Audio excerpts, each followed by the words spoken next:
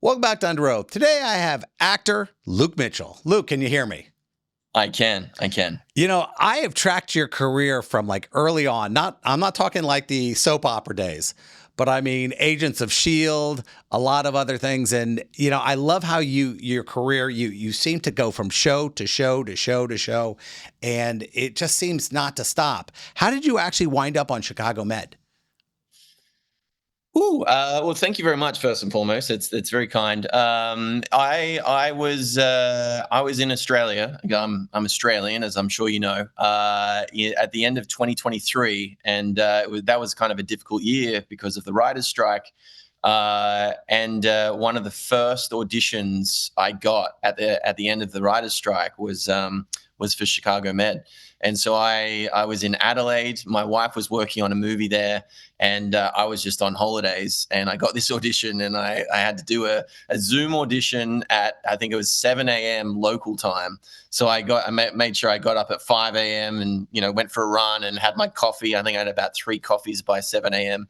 just to make sure that I could move my mouth and remember my lines. And I had a Zoom audition, and I guess it went really well because within about 24 hours they were requesting my presence in Chicago. So I had to fly to Chicago within a couple of days, right after Thanksgiving 2023, and I hit the ground running. I think I arrived on a Sunday night.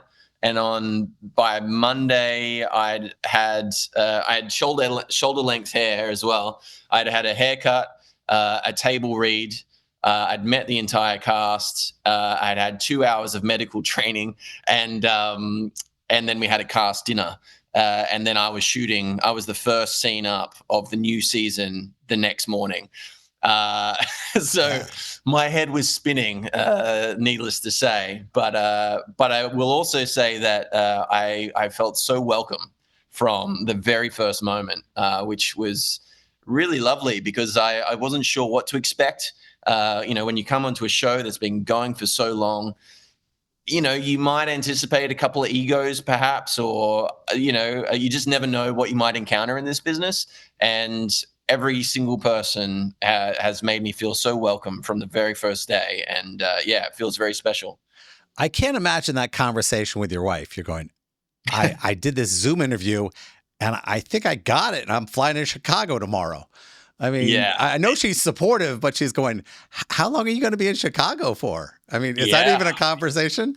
It was a massive conversation because it feels like a life-changing moment. It's a main character on an established show, and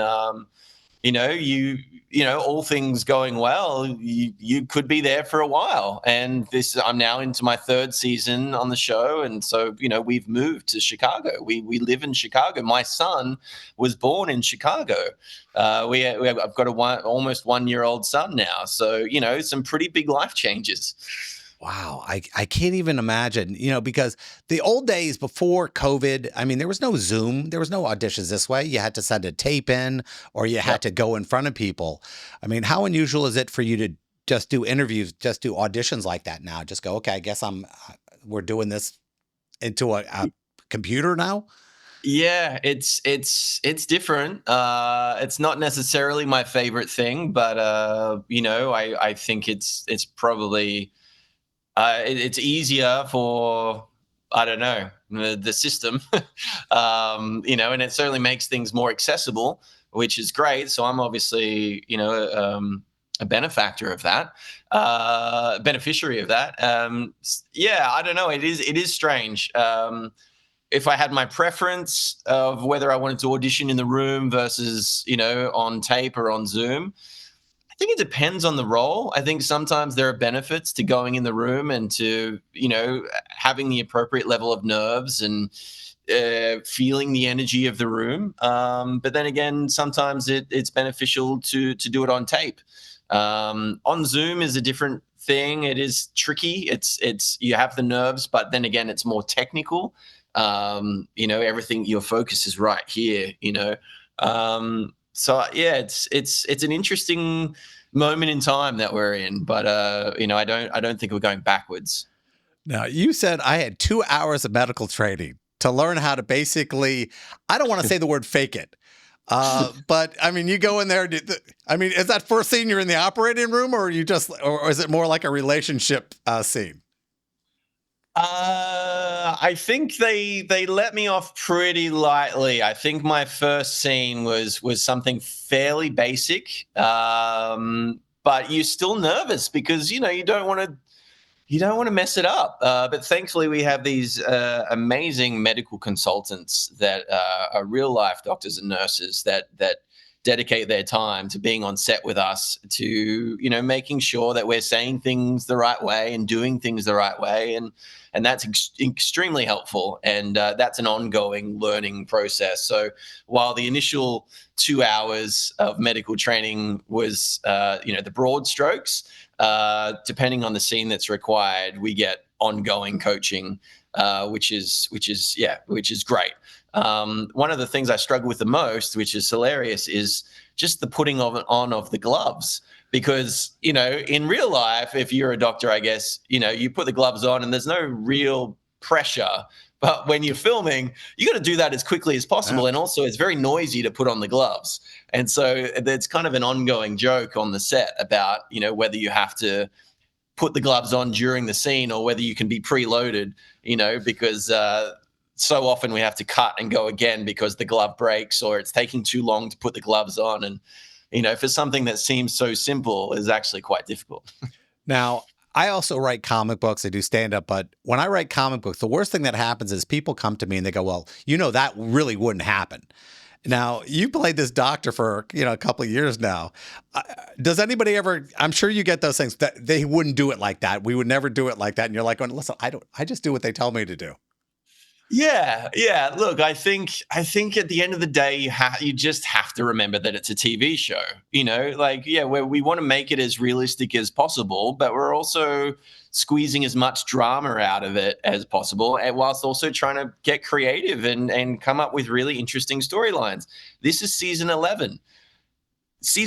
Like, that's crazy. It's a lot of storylines that they've had to come up with since day one. So they have to get creative, and sometimes they might be a little more far-fetched than normal, but we will still approach it in as realistically as possible. Well, what's interesting about Chicago Med is a lot of these shows have spin-offs and there are multiple versions of it. And then they have, where all the different shows come together. I mean, how weird is that for you where you go, okay, we're doing the crossover today and you get to see these actors from the different shows. Is it like a camaraderie or are you a little competitive? I think it's a little bit of both, or maybe not competitive, but there's definitely a camaraderie element. But then I think there's just additional excitement or nerves because if you haven't worked with those people much before, you don't know what they're like, and I don't know. Like, are you going to gel personally? Are you going to work well together, or you just don't know. And I think there's just additional excitement to those big crossover events because it's a lot to try and manage, to schedule, to it's a lot of different actors from 3 different shows to schedule. And I think there's just a level of intensity during that shoot that I think is a nice little shakeup. That I love how they do that. I love that it's a more creative thing. It's fun to see. It actually introduces people who might not have watched that show to get into your show or one of the other shows, which I think is really cool. One of the things we do on our show every once in a while is we have theater students call in from University of Florida, and they to talk to the actor, to ask them a question. Julia from University of Florida, who actually has an acting question. So, okay. Better than to talk to a professional sometimes. So let's do that. Julia. Okay, great. Hi. I was wondering, when you're auditioning and you have a limited amount of time to be preparing for the role, what do you do for your mindset for the character when you're trying to, create a backstory and all of these things when you have just such a limited amount of time to do so?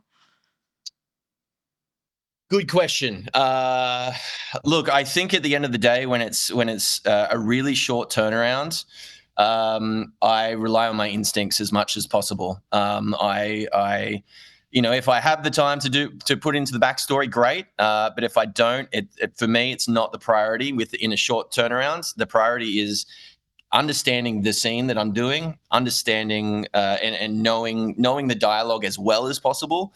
I know some actors don't mind holding the pages during an audition. I personally can't do that because for me it's a safety net, and if I have the safety net, I'm going to use it. So I prefer not to have the safety net, and if I'm struggling, so then it's I'm relying on my instincts, and I'm trusting myself to that I have done the work, that I do know what the scene's about at the very least, so that if I do drop a line, I can ad lib in the moment and get it across. And yeah, I think then it becomes about trusting that you are in the moment and you're present, and then if they need more from you, they can give you a direction after the fact. But if you're too caught up in the backstory and you're forgetting your lines, or I don't know, I think it can get a little bit confuddling.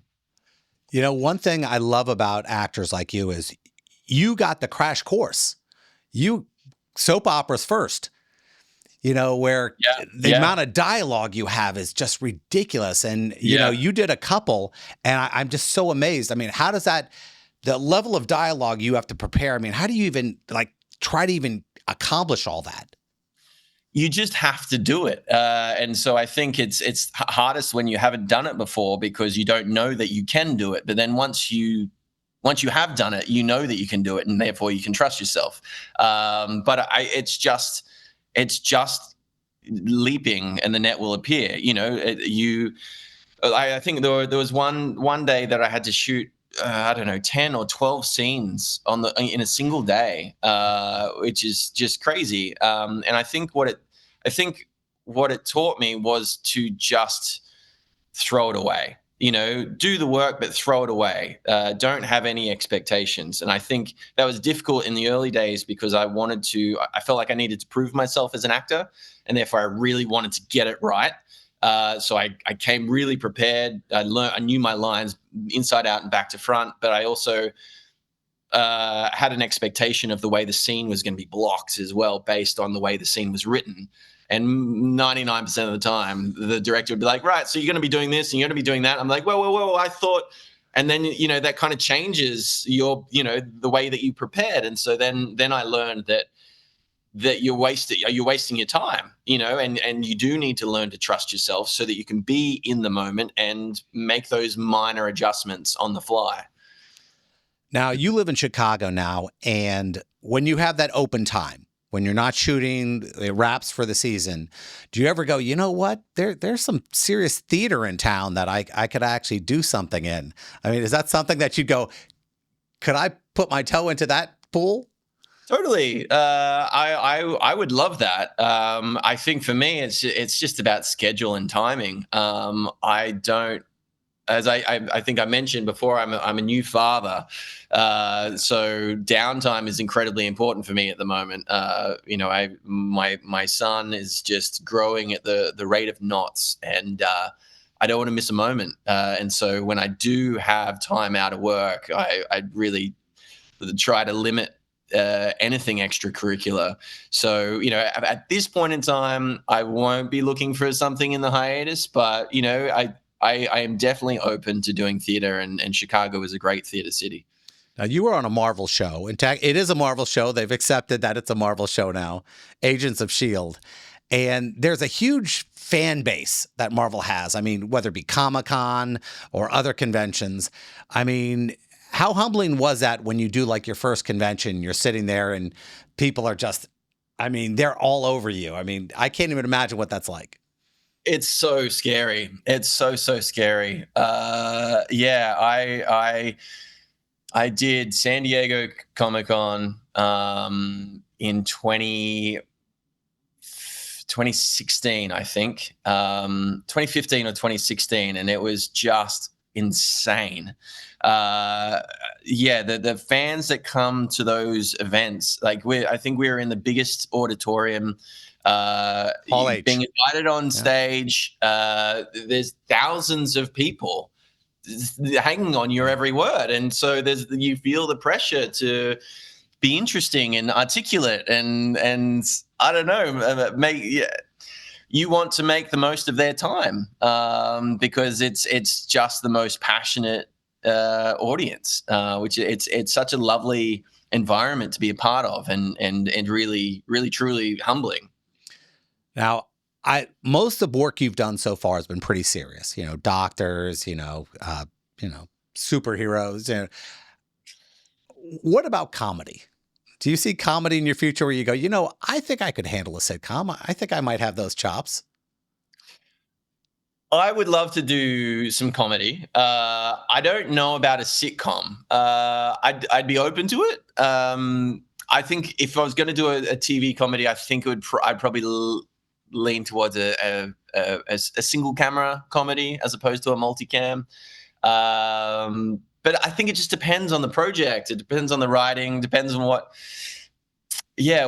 what's there to play with. I would be excited to explore comedy for sure. Well, I got to tell you, Luke, I've watched your career. I loved it. I wish you fantastic success. I know it's tough with a family to try to find time to do those movies, but I'd like to see you on the big screen someday like that. Oh, thank you very much, mate. Yeah. Well, stay tuned. We'll see you soon. See you soon. Thanks, mate.